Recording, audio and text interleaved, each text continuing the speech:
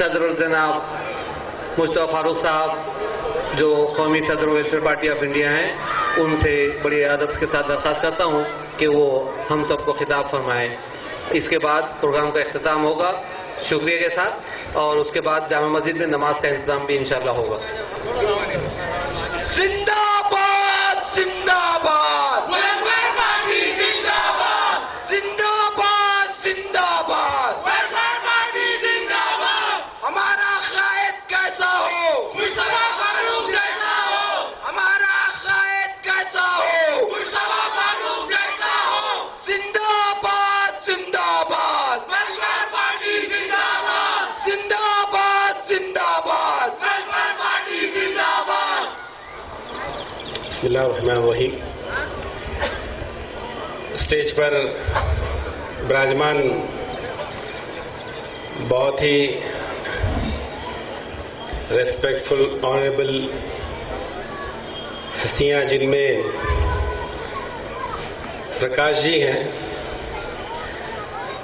प्रकाश अम्बेडकर जी ने हमेशा हमें अपने छोटे भाई की तरह रखा है और हमेशा मशवरे और ताउन से नवाजते रहते हैं। उसी तरीके से इस प्रोग्राम के दूसरे मौजूद शरीक मेरे बड़े भाई शबीर अंसारी साहब हैं, जिन्होंने हमेशा बिला तकल्लुफ़ मोहब्बत दी है।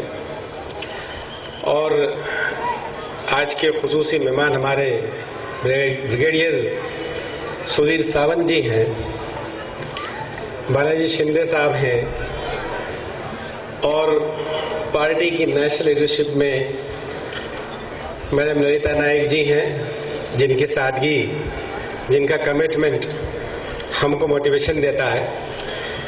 वहीं डॉक्टर इलियास साहब हैं, तस्लीम रहमानी साहब हैं, आंध्रा से तशरीफ लाए मलिक मोतसिम साहब उनके साथी, और महाराष्ट्र की पूरी स्टेट की क़ियादत। मैं सबके नाम लेकर उनकी अजर को कम नहीं करना चाहता, लेकिन सबसे ज़्यादा मैं शुक्रगुजार हूँ अपनी बहनों का, उन ख़वातीन का, कि ऐन धूप में अपने हिजाब के साथ उन्होंने हमारी हिम्मत अफजाई की है, और उसी तरीके से अपने बुज़ुर्गों का, साथियों का, जो यहाँ उन्होंने धूप में दिन गुजारा है।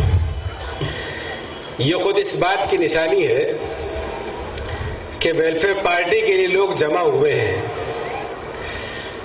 वो रोजी के रोजगार नहीं है कि कुछ दे दिलाकर लाए गए लोग, बल्कि वो लोग हैं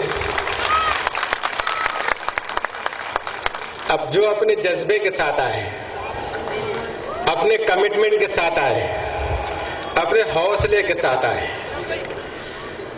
और ये पार्टी का बेसिक कैडर है और होगा, जो इस परिवर्तन के, इस तब्दीली के, इस इनकलाब के, इस संघर्ष का वो साजो सामान करेगा कि इसकी एक एक ईंट हमारे खान शमीम खान साहब के तराने के मुताबिक सिर्फ दीवार नहीं बल्कि भारत का निर्माण करेगी।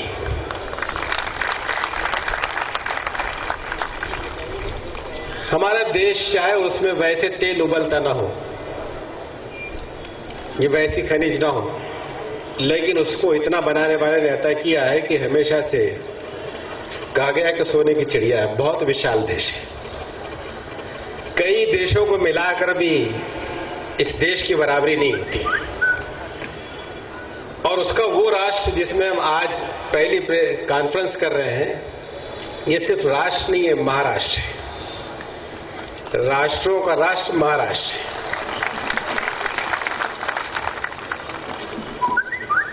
और जहां हम ये प्रोग्राम कर रहे हैं, जहां वेलफेयर पार्टी की सोच,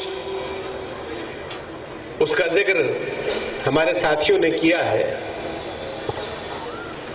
कि इस विशाल देश की, इस विशाल लोकतंत्र में, बावजूद ये कि इसके एक माहौल काबिल लिहाज संविधान के,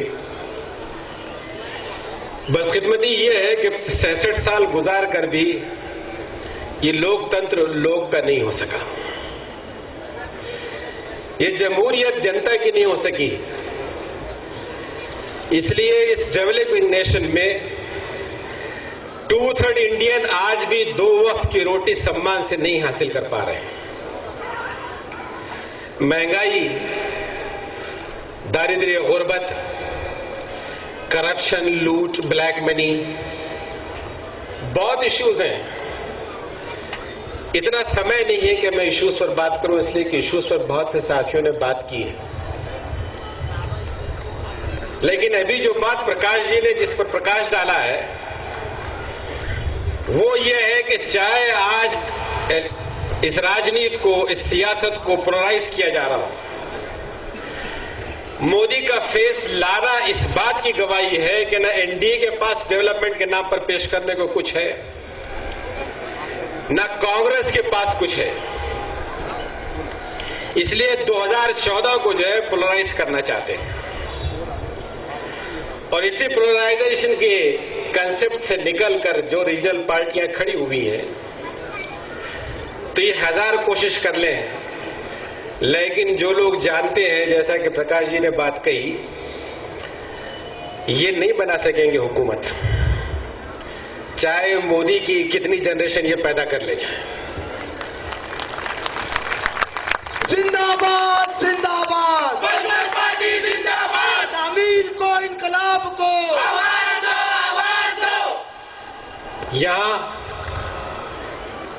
दोनों ही पार्टियां, दोनों अलायंसेस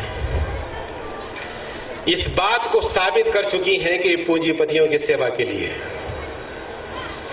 यहां का लोकतंत्र हाईजैक्ड है और एमएनसीज अमेरिका और इजराइल के आगे ये अपनी मंशा की हुकूमत नहीं बना सकता। इसलिए शाइनिंग इंडिया वो चंद % के लिए है। 2/3 जो है उनके हिस्से में जो चीज आई है वो भीख का कटोरा है, गुर्बत है। और इस गुर्बत में तन्हा मुसलमान नहीं है, 2/3 इंडियन है जो मजलूमियत का शिकार है, इस शोषण का, इस इस्तेसाल का शिकार है। ये तो मुसलमान समाज की बदकिस्मती है, हमारी खुशनसीबी है कि इस मुल्क की तकसीम का बोझ सबसे ज्यादा किसी पर डाला गया तो मुसलमानों पर डाला गया।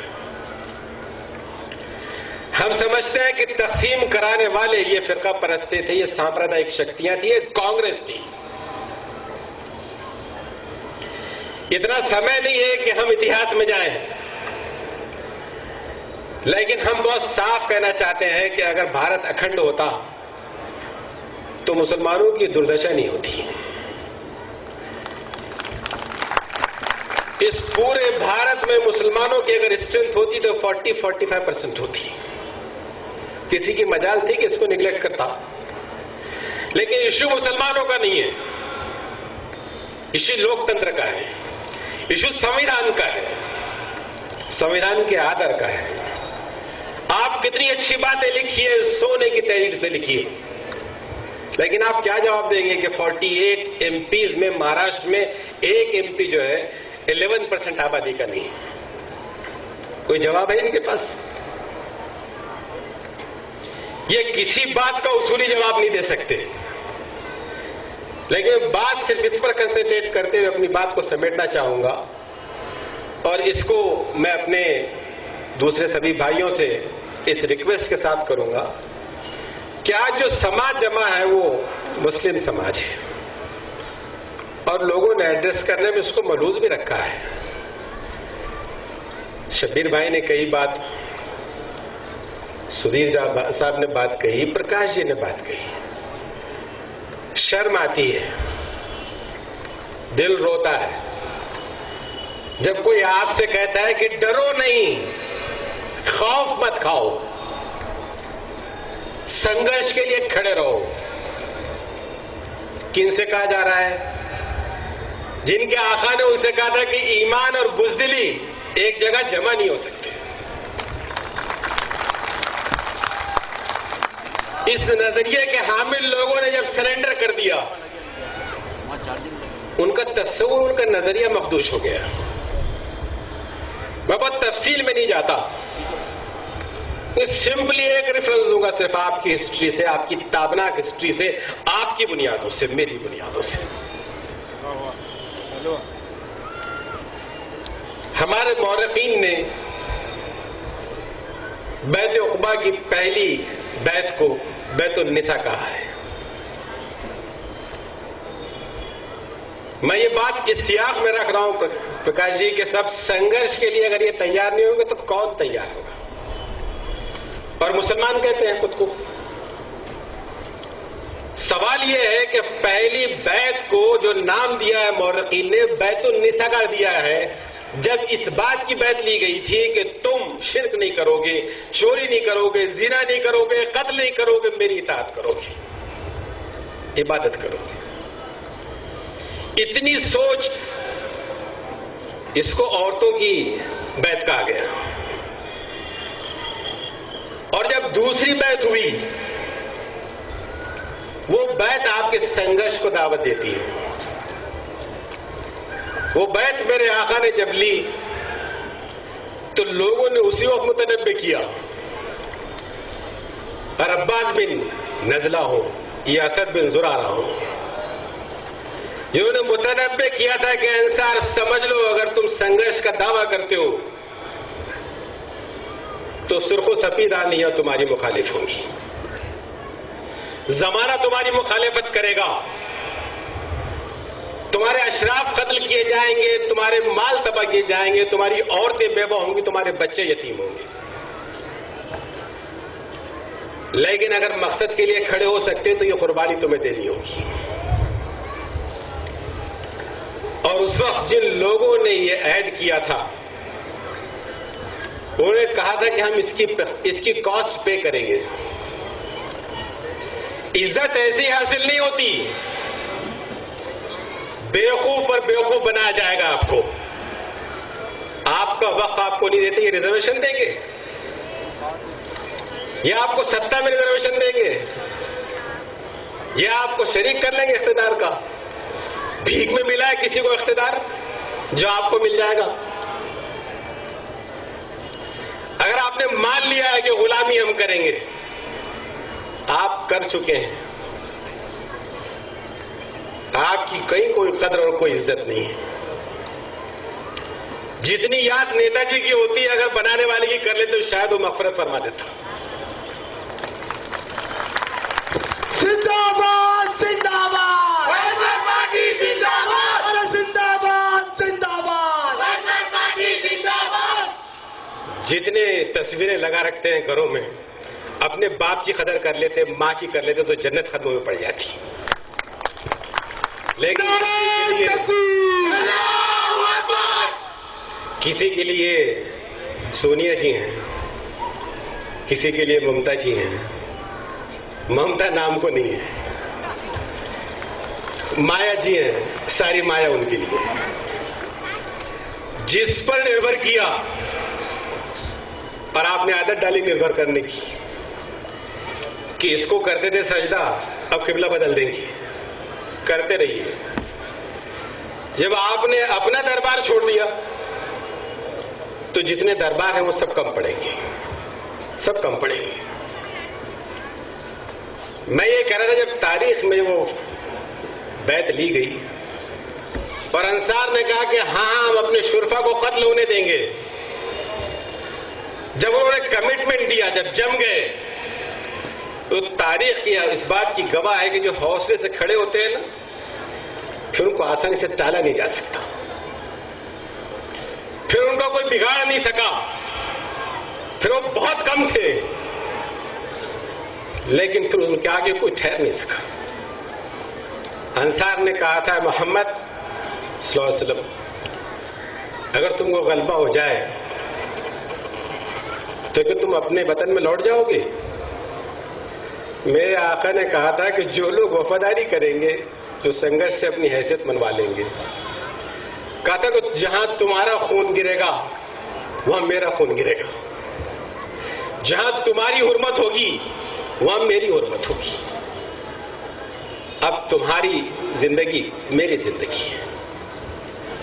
अगर आप ये चाहते हैं कि हक की लड़ाई लड़ें, इंसाफ की लड़ाई लड़ें, अमन की लड़ाई लड़ें, तो ये दुहाइयों से नहीं मिलेगा। इसके लिए आपको हौसले के साथ खड़ा होना होगा, और जब आप हौसले के साथ खड़े होंगे तो कोई ताकत नहीं है जो आपका बाल बिका कर सके। जिंदाबाद जिंदाबाद पार्टी जिंदाबाद, जिंदाबाद जिंदाबाद पार्टी जिंदाबाद। इसलिए मैं बहुत ज्यादा अशार कहने का आदी नहीं हूं, लेकिन परसों से मैंने वो जो अशार पढ़े हैं फैज के, उस हौसले को तहरीक देते हैं। क्या कहे, खाक नशी उठ बैठो, ए खाक नशीनो उठ बैठो, वो वक्त करीब आ पहुंचा है।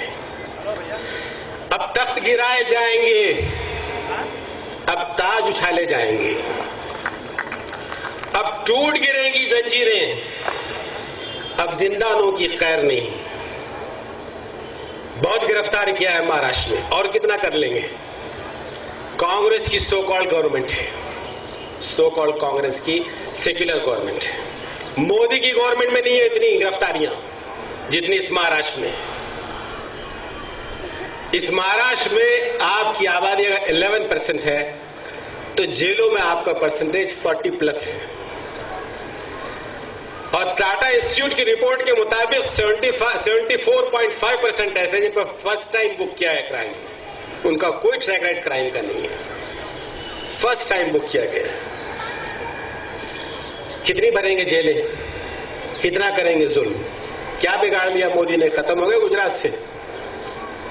और बात करते हैं कि वो आएगा तो ये आएगा, किसने लाया गुजरात में, जिंदाबाद लाया मध्य प्रदेश में, जिंदाबाद, और किसने लाया पार्टी क्या करेगी, सबके साथ इंसाफ करेगी।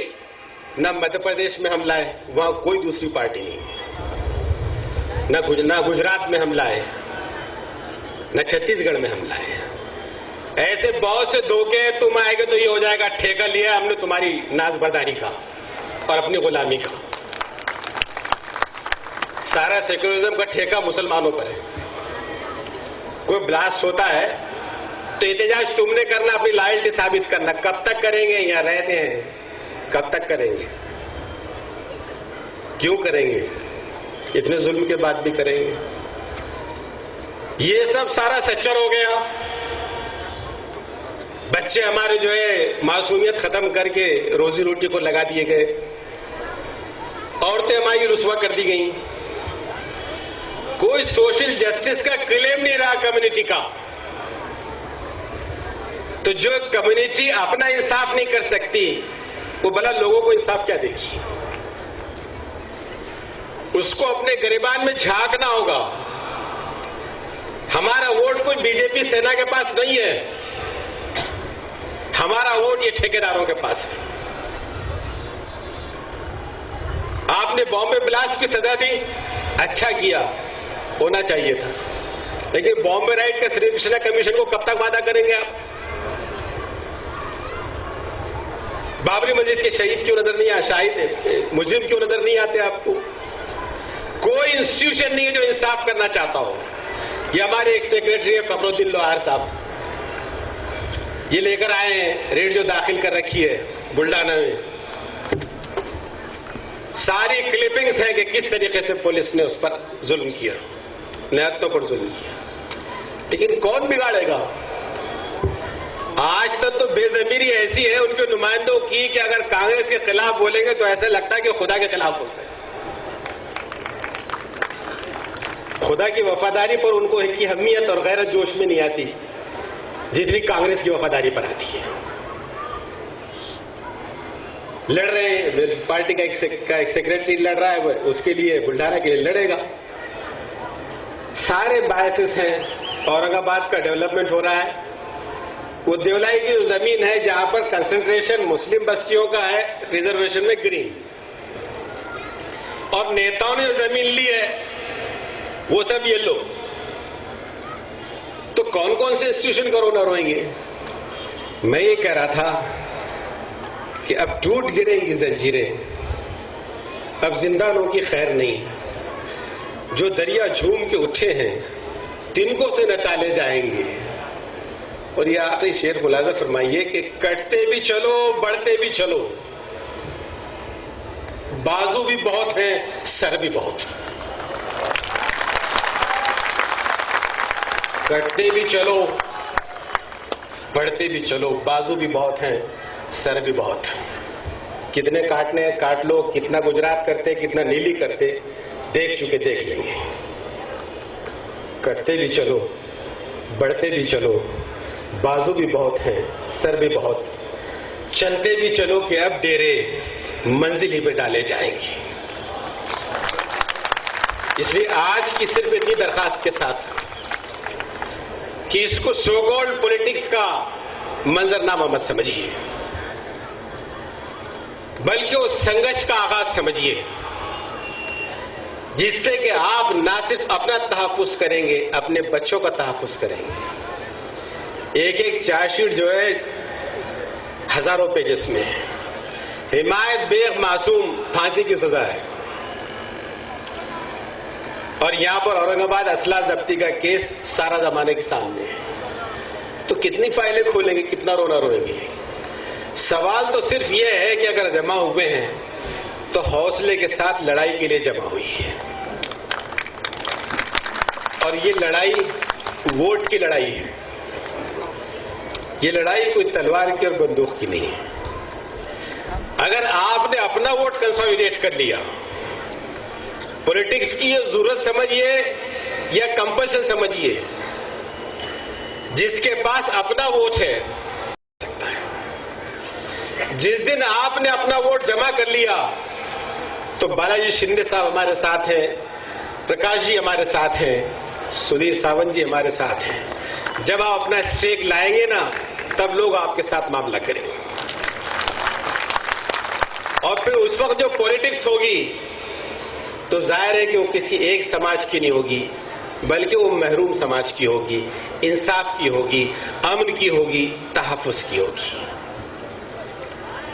और ये कंसोलिडेशन अगर हमने किया तो हमें तो महाराष्ट्र का ये संघर्ष कंपैरेटिवली बहुत आसान लगता है।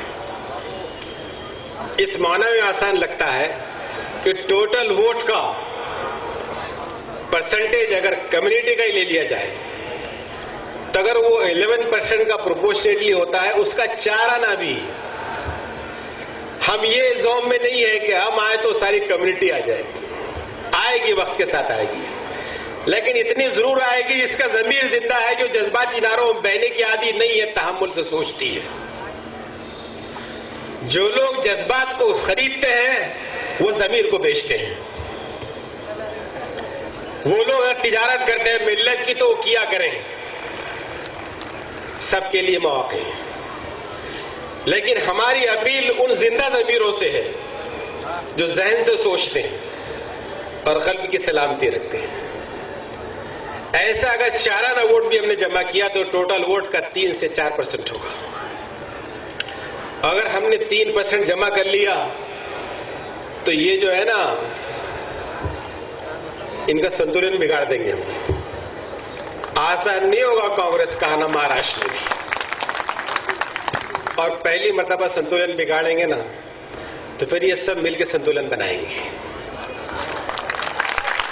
जिंदाबाद जिंदाबाद, पार्टी जिंदाबाद। सरकारी गुलाम सरकार की बात करेगा, हमारा खैर हमारी बात करेगा। जिंदाबाद जिंदाबाद, पार्टी जिंदाबाद।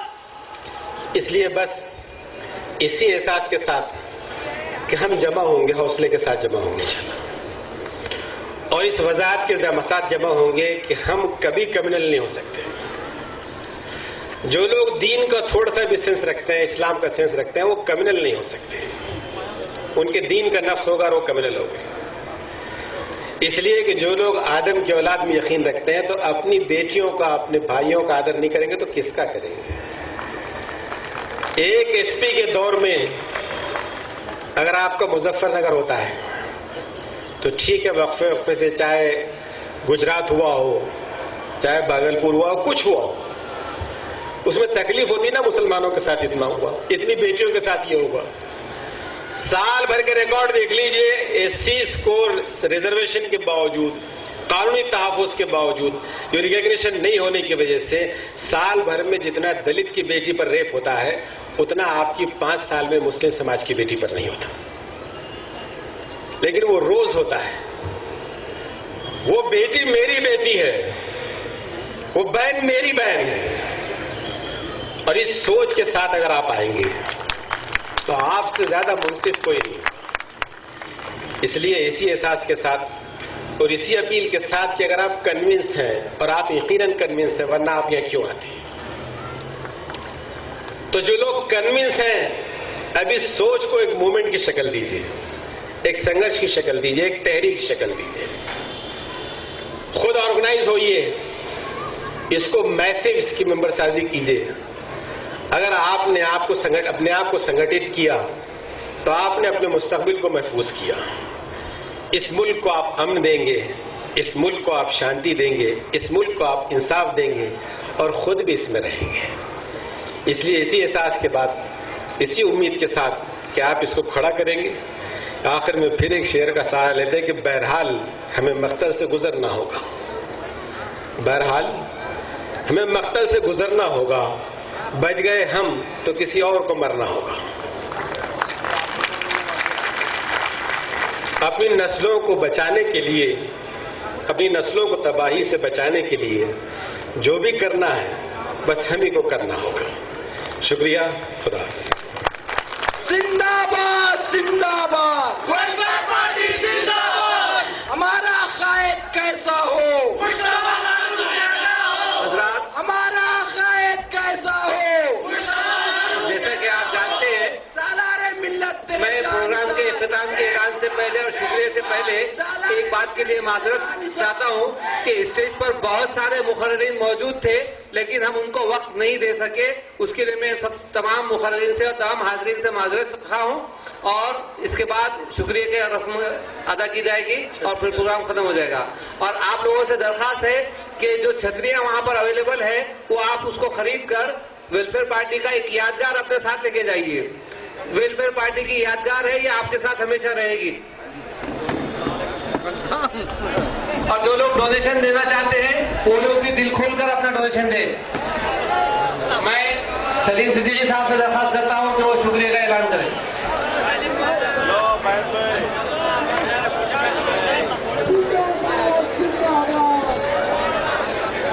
सबसे जिंदाबाद, अरे जिंदाबाद जिंदाबाद, जिंदाबाद। वेलफेयर पार्टी क्या करेगी, सबके साथ इंसाफ करेगी। अरे वेलफेयर पार्टी क्या करेगी, सबके साथ इंसाफ करेगी। जिंदाबाद जिंदाबाद। मैं अल्लाह का शुक्र अदा करता हूँ कि उसने हमें ये अधिवेशन मुनअक़द करने की तौफ़ीक़ बख्शी और हमारी मदद की। मैं हमारे राष्ट्रीय अध्यक्ष मुस्तफ़ा फारूक साहब का शुक्रिया अदा करता हूँ कि वो अपनी मसरूफियत के बावजूद इस अधिवेशन में शरीक रहे और सदारत की।